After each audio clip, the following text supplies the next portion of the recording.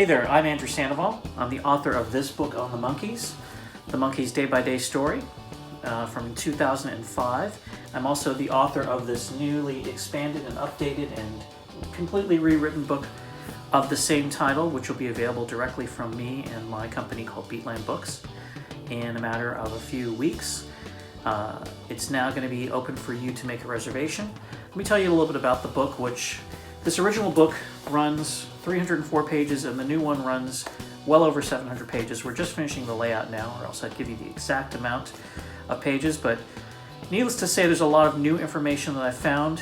It includes all of the Monkees recording sessions, the personnel who play on all of the sessions, the engineers, the producers, unpublished interviews I did over the last 30 years with the Monkees, as well as unpublished photos, and it just really digs deep into all kinds of things they did: concert appearances, radio appearances, other television shows outside of the series, series shooting dates for the movie Head, shooting dates for, or taping dates rather, for the television special 33 1/3 Revolutions per Monkey, some of the dates when they filmed their Kool-Aid commercials in 1969-70, and then also getting into the year 1970, which it ends with, recording dates for Michael Nesmith and the First National Band's wonderful trilogy of albums that were all made that year. And the reason why the book is so expanded is because I found a tremendous amount of new information specifically for the year 1967, which is the most important year in their history. Don Kirshner was fired by Screen Gems and got into an altercation with the Monkees would be the best way of putting it. And there was a sort of a power struggle, and he ended up suing Screen Gems and the creators of the Monkees, REBIRTH, who were Bob Rafelson and Bert Schneider.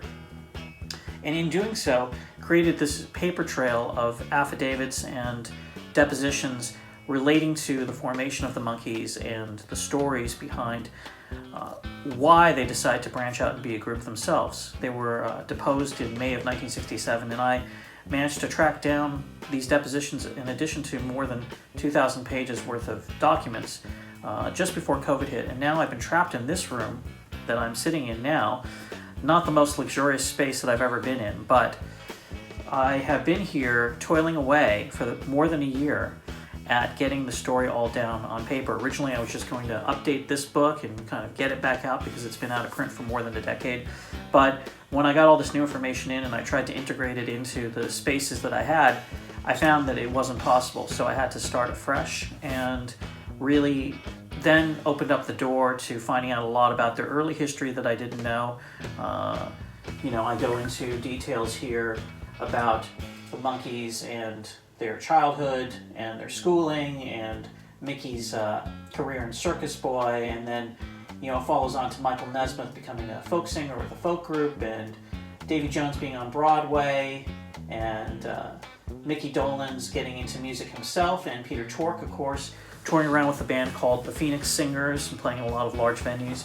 And eventually we get into the period where Bob Rafelson and Bert Schneider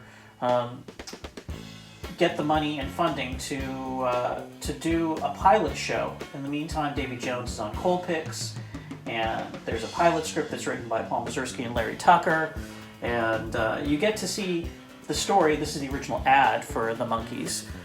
Not just from a point of view of the words that I have, which go in depth and have unpublished interviews I did with them over the last 30 years, and by them I mean Michael Nesmith, Davy Jones, Peter Tork, and Micky Dolenz.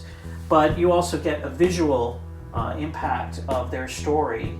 For instance, this section here on the pilot has a number of unpublished photos, but also the panels, as opposed to just a regular book like this, they fold out, so you can see even more photos in one passage without breaking up the flow of the book.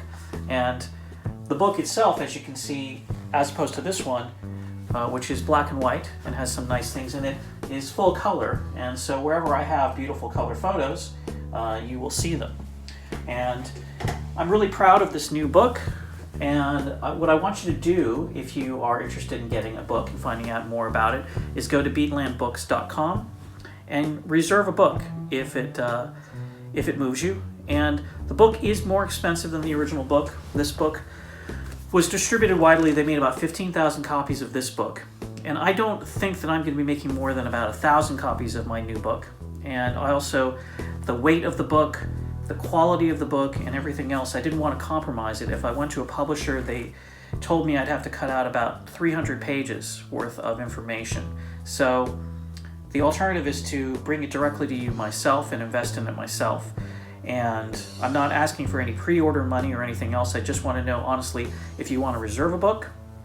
And if you do want to reserve a book, you sign up at Beatland Books.com, register your interest there with your address, so we can also figure out the postage, because in this day and age, postage has gone up quite a bit, and we can't guarantee that we can give free postage to people outside of the United States. And we want to know exactly where the books are going and how we can get them there, and have a real plan so that the books will take about 3 months to produce in total. And just before they're ready for delivery, we will send out an invoice, and you will be billed if you decide to pick up your reservation. And if you don't, then you may miss out on getting the book. A lot of the books, a lot of the projects I've done in recent years for Rhino, we made limited edition projects, and what happened was people either missed out on the pre-order, which is why I'm doing this reservation thing. So anybody who wants a book will be able to get one. It won't be sold out immediately. And secondarily, I want them to go to the fans, because what happens is there's a lot of speculators, and like even the book that I just showed you, my old one, is out of print, and it goes for way more than the original cover price.